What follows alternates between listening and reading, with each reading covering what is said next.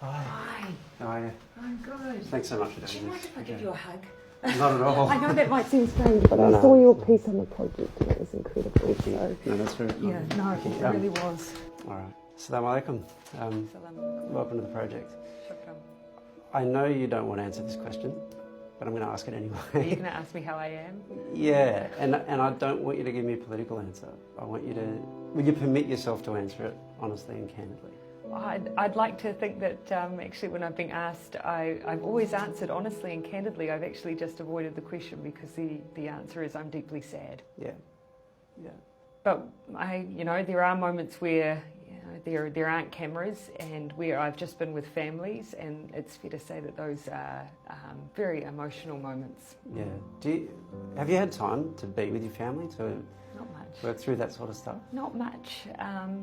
But actually, at the moment, my time with them probably wouldn't be quality because I feel such a draw to be focused on doing what's needed for those who have lost loved ones. Too much else feels a bit selfish right now. My family have come to me.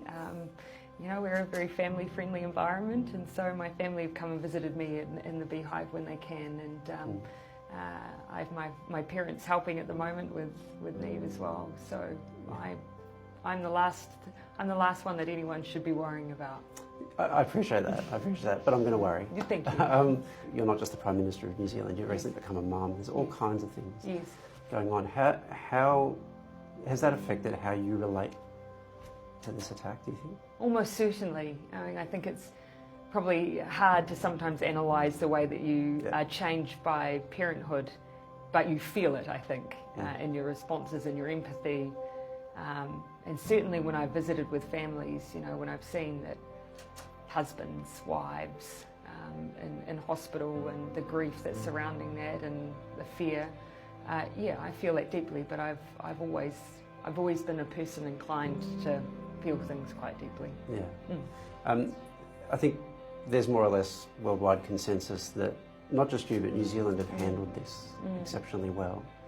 Do you think there's something particular that allows New Zealand to be able to respond that way when other countries, particularly bigger countries, the United States, the UK, struggle more with that?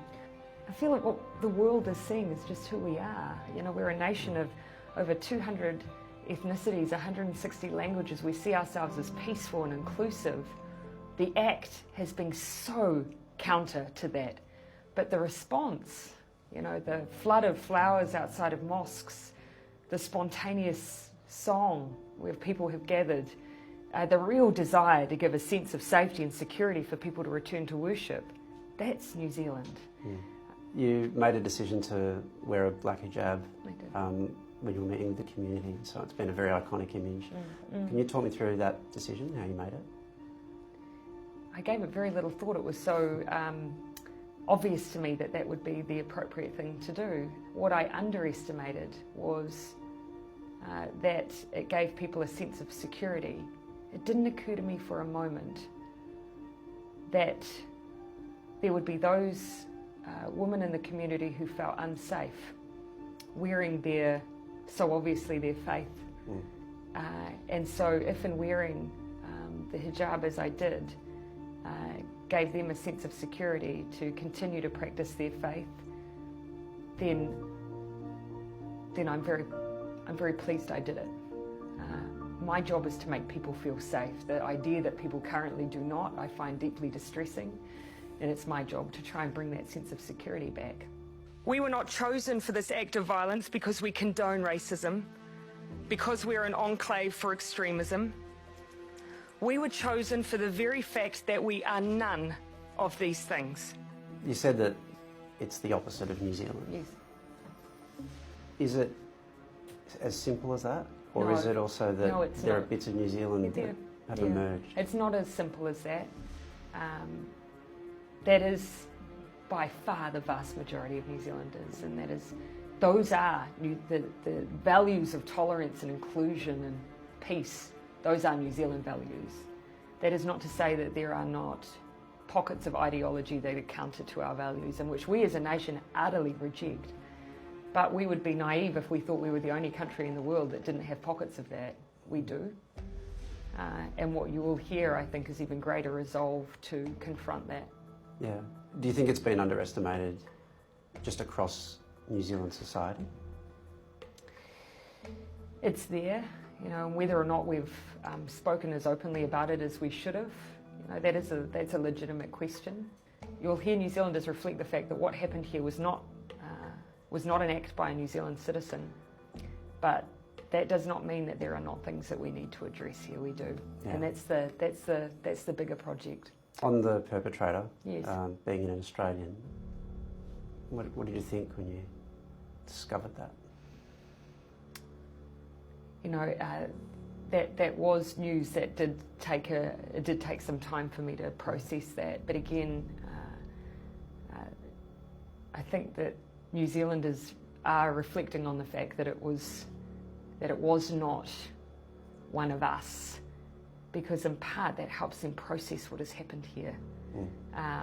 But they do not point it out in an attempt to blame. That is not the reason that it's raised. Do you think this is a genuine turning point? It's an unusual attack for a lot of the public, because it takes a community that's been framed as perpetrators and turns them into victims. We have to acknowledge that that kind of targeting has happened before. This is not a world first. And so that is why our language is very deliberate. This was a terrorist attack. This was a targeted attack against the Muslim community of New Zealand. And as you have said, it was targeted at a time where they were in a state of reflective, peaceful worship, and that is hugely confronting.